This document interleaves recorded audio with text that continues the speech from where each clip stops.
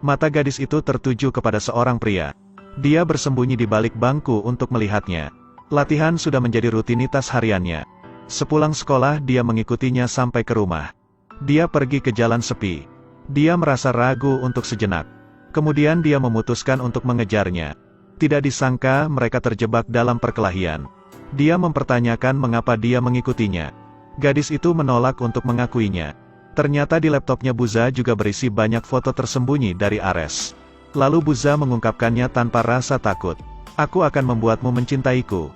Tapi kamu bukan tipeku. Tunggu dan lihat saja. Saat di rumah Buza memutus jaringan nirkabel. Yang menyebabkan Ares merasa kesal. Di tengah malam dia memanjat masuk ke rumahnya Buza. Buza mengira ada pencuri di rumahnya. Dia hampir saja melapor ke polisi. Buza berkata padanya, "Kau masuk tanpa izin." Lalu Ares berkata, "Kau tidak akan berani melaporkanku ke polisi.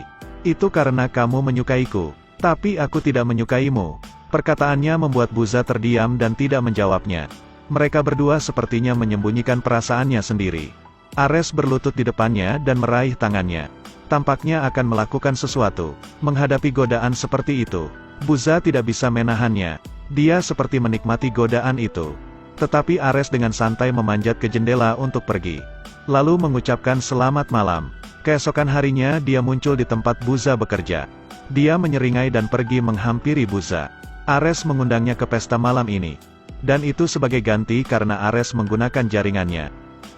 Buza akan pergi ke pesta itu bersama sahabatnya. Malam itu dia datang ke pesta itu untuk bertemu dengannya. Buza mendorongnya ke kursi dan bermesraan dengannya. Tapi di saat-saat yang kritis, dia mencoba menghindarinya dan pergi. Dia mempelajari hal itu darinya pada saat Ares berada di rumahnya. Buza membiarkan Ares merasa kebingungan. Ini adalah pertama kalinya seorang gadis berani memperlakukannya seperti itu. Kemudian dia dengan lembut menarik kalungnya. Pada jarak yang dekat ini membuat hati Buza sangat bergejolak. Ares ingin mencium Buza dengan sengaja. Tapi kemudian dia menghindarinya lagi.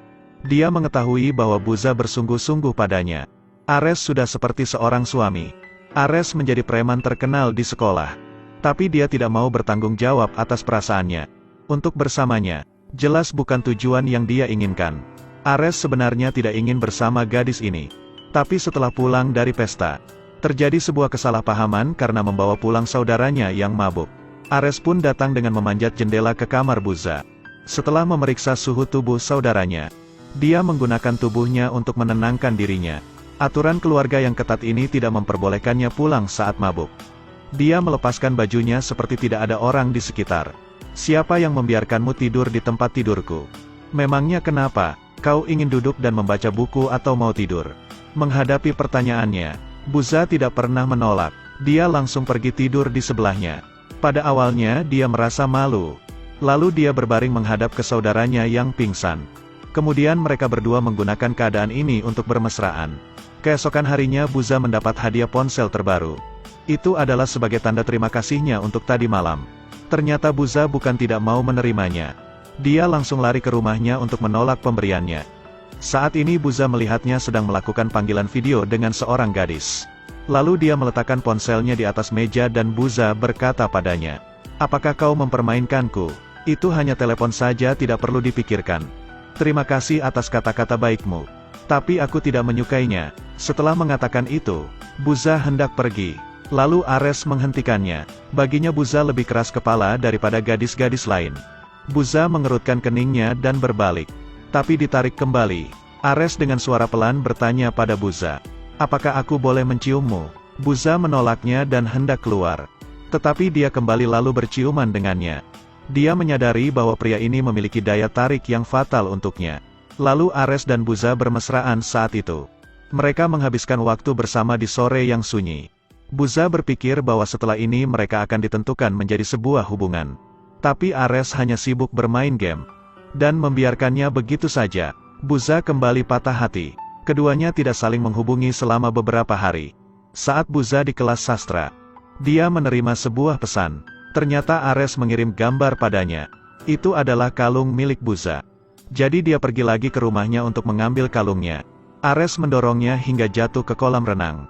Meskipun dia tidak mau mengakuinya, tapi setiap kali dia melihat Buza dia selalu ingin menggodanya.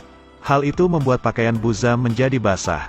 Untuk mengganti pakaiannya, Ares membawa Buza ke kamarnya. Dia mengembalikan kalung itu pada Buza. Namun setelah itu tiba-tiba Ares mendekati telinga Buza. Dengan lembut dia mencium lehernya. Setelah itu keduanya semakin tertarik satu sama lain. Mereka tidak bisa menahan perasaan mereka. Setelah memikirkannya Ares pergi keluar kamarnya. Apakah ahli waris keluarga tidak boleh memiliki perasaan kepada orang lain?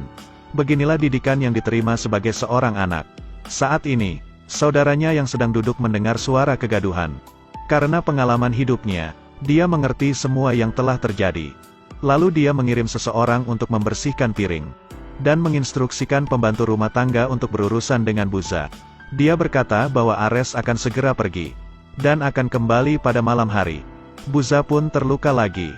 Dia tahu bahwa dia tidak bisa terus seperti ini. Akhirnya Buza juga memutuskan untuk tidak saling berkomunikasi.